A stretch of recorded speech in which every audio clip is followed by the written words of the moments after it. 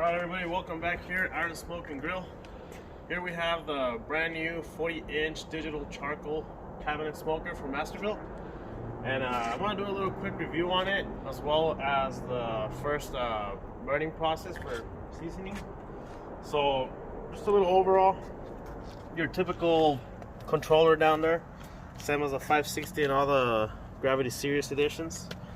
One thing I want to point out about this one, they improved the cable, just like the, I believe the 1050 has the same cable connection. It does come with one probe, just like the other ones.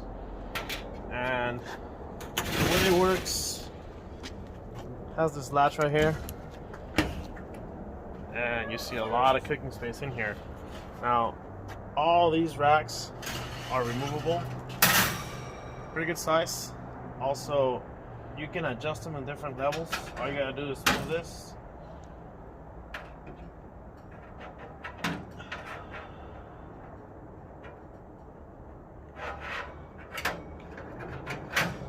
And there you go, you have a new level. So, let's leave it there for now. It does have a water pan already.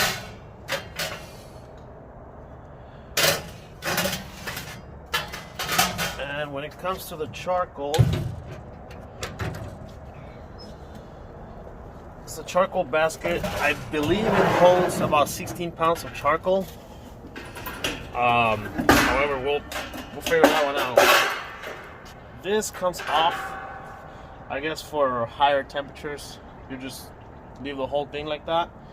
It says if you're gonna cook at 225 or under 275, put this in, load up your charcoal, and this is where you put your fire starter right here. And inside the grill, this is where the air comes from.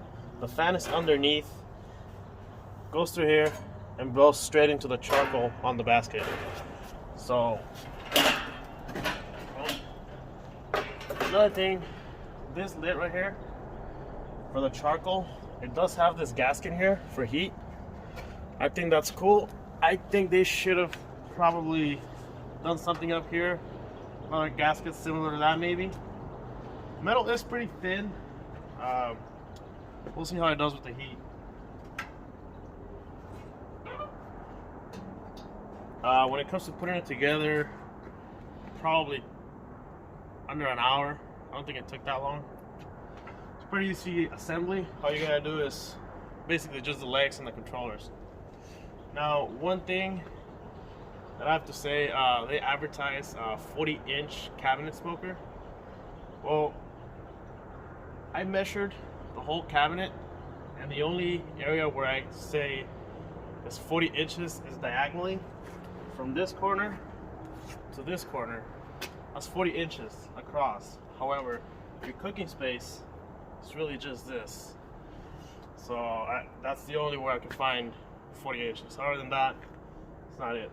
I'm gonna go ahead and grab a measuring tape just to show you the dimensions of the grates, and I'll be right back. Alright, we're back. So, got a measuring tape here. That's just to show you the dimensions of it. So, this right here, we have about 22.5 inches wide by about 15 and a half. Now, that cooking space from the bottom to the top, it's about 23 inches, maybe a little less. And like I was saying before, diagonally, this is just a little over 40 and a half inches. So that's the only place where I can see 40 inches. Other than that, I don't know where the 40 comes from. Alright, so for pre-seasoning, instructions say load up about halfway of the charcoal basket right there. So I'm gonna go ahead and light this up, turn this on. I gotta plug it in. There we go. I'm gonna try to get this started. I'm gonna get a fire starter in there, and then I'm thinking I'm probably gonna throw some charcoal on top of it just to help it get going. Then we're gonna throw it in there and see how it goes. Alright, and as for fire starters, that's a helicopter, by the way. Anyways, I find these in Walmart, and they're actually pretty nice. It's just a little cube, and I started buying these because they work perfect for the 560. Slide right in, and they burn for quite a long time. So, like I was saying before, put the fire starter in here, and I'm actually gonna load this up in here.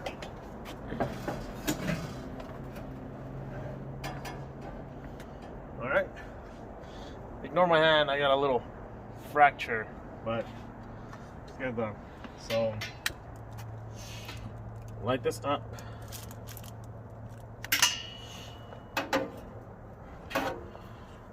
That should be good enough. Like I was saying before, I'm gonna put some charcoal here on top just to maybe help it get going.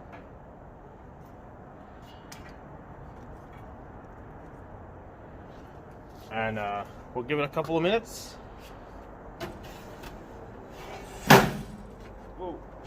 There we go. Alright, I'm gonna give it a couple of minutes, let that charcoal get started, and we'll start burning. Alright, the charcoal is already going. Basket is in there. Now, I forgot to mention this earlier. So this actually has like a little rail system down there. So that way it doesn't move to the sides, and it's always positioned basically where it's supposed to be. So this is where all the ashes are gonna go in. And that's a charcoal basket. This is actually pretty thick material. This maybe not as thick, but for ashes I think it'll be fine. So let's go ahead and close everything up.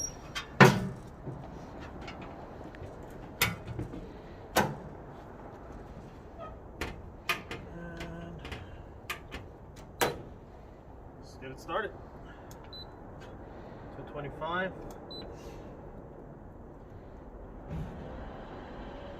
Alright, the fan just kicked in. See how long it takes to reach temperature. And so I went ahead and removed the sticker paper that was here. I don't know what type of glue they used on it. It was pretty hard to remove.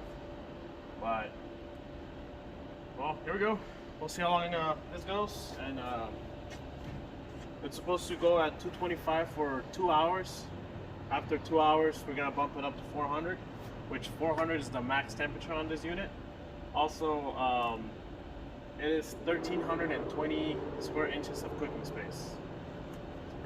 When it comes to the glass, I'd say probably just like any other smoker with a glass, that glass is gonna turn black, and it's gonna be a pain to keep it clean. But we'll see how that goes. The handles, these are actually pretty sturdy. You got a nice hard rubber. It's got the wheels for easy moving around. It's not very heavy, so I'd say it's pretty easy to move it around. Over on this side, you have that little insert for your meat probe. That's where it goes.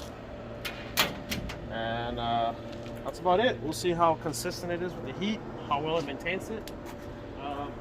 According to my thermometer pen here, 53 degrees outside. So we'll see how it goes. Alright, a couple of things. Instruction manual actually said 275, not 225. And so it probably took about half an hour or so to helicopter again. It took about half an hour for the temperature to reach 269, 270. Now, I feel like the instruction manual kind of contradicts itself a little bit. It says that if you have the middle partition in the charcoal basket, the grill will not reach temperatures above 275. So after it burns for 2 hours at 275, I'm supposed to go up to 400 degrees. Now, the instruction manual says it's not going to reach that temperature with the partition. I don't know how they expect me to take that thing out. Well, okay. So like I was saying, so I'm supposed to go up to 400 degrees, but I don't know how I'm supposed to do that if it's not gonna reach that temperature with that partition inside of it.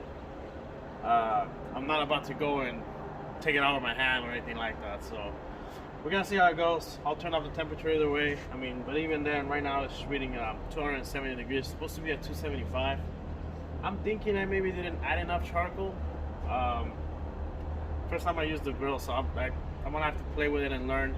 If you wonder why I'm holding this, well, another thing I forgot to do, or didn't forget, I didn't continue to read the instructions. You're supposed to remove this plate to allow this is like a heat deflector. It goes on top of the big heat deflector, and then just this blocks it. This goes under the water pan, and you're supposed to remove it and let the grill preheat, and then you can install it depending on what temperature you're cooking. But it's doing okay, I guess. One thing I did notice, since it's not a double wall, anywhere you touch, it's pretty hot to the touch. So I say if you know, wherever you're using this, be careful, kids. If anybody touches the sides, or it's hot pretty much everywhere. So we'll see how it goes. I'm gonna let it run for about an hour or so, come back and check on it, and I'm just gonna go ahead and leave this thing out for now, but we'll keep looking at it. All right, we've been this has been going for about an hour now. I did notice earlier the temperature actually overshot. It went up to 300 degrees, and now it's adjusted. It's reading 272. It should be at 275. I think 3 degrees, that's not a big deal. So the thermometer, or the probe inside the grill, is towards the back of the cabinet, and I don't know if you might be able to see it. There's that little hole back there, that vent. That's where the air comes out of. That's kind of the only breathing that it has for the smoke to flow through. Overall, I think once I figure out how much charcoal I actually need to put in there to be able to maintain temperatures, and maybe so it can get hot faster than what it did. Overall, it's doing good. I did notice this. I don't know if maybe some smoke came out through there or what happened. I don't know if I'll be able to wash that off, or it's probably just from the fire inside. That's basically your firebox inside. But we'll see. We'll give it another hour, and I'll turn up the temperature and see how far it gets.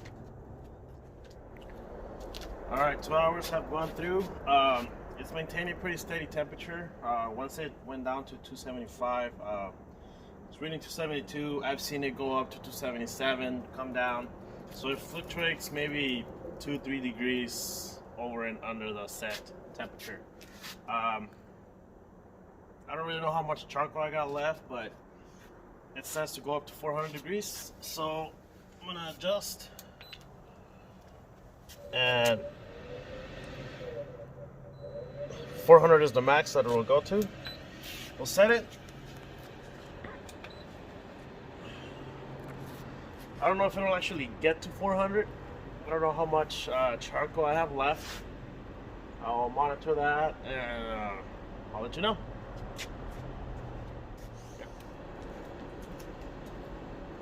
Alright, well, just want to wrap this up. It's showing 318 right now. Temperature actually went up to 340 degrees. After that, I noticed the temperature started dropping again. So, like I said earlier, I don't think I added enough charcoal to maintain the heat, or develop enough heat, or fast enough. Overall, once the temperature regulated itself, it stayed pretty consistent. So, once again, let's see. This is showing 50 degrees. I mean, so we're roughly 50 degrees outside. I don't know, maybe if you live in a very cold weather, I don't know how the thin metal is gonna support that, or how much it can actually keep up with. However, here in Vegas, we don't have that problem, so I think this will be just fine, and it's gonna do good on long cooks. One thing that I forgot to mention earlier, if you take the temperature high, it would probably be very difficult, if not impossible, for you to drop that temperature. So if you're cooking at 275 and you decide you want to go down to 225, you might not be able to do that. So you want to make sure you set the temperature you want to work with and stick to that temperature along the way, and it should do just fine. Alright, well, that's gonna be it for this video. If I missed anything, or if there's anything else you want to know about the grill, just put it down in the comments. I'll answer them as soon as I can. And hope you like it. We'll see you on the next one. Don't forget to hit subscribe, give me a thumbs up. We have Instagram, Facebook. Follow me, Iron Smoke and Grill. And we'll see you on the next one.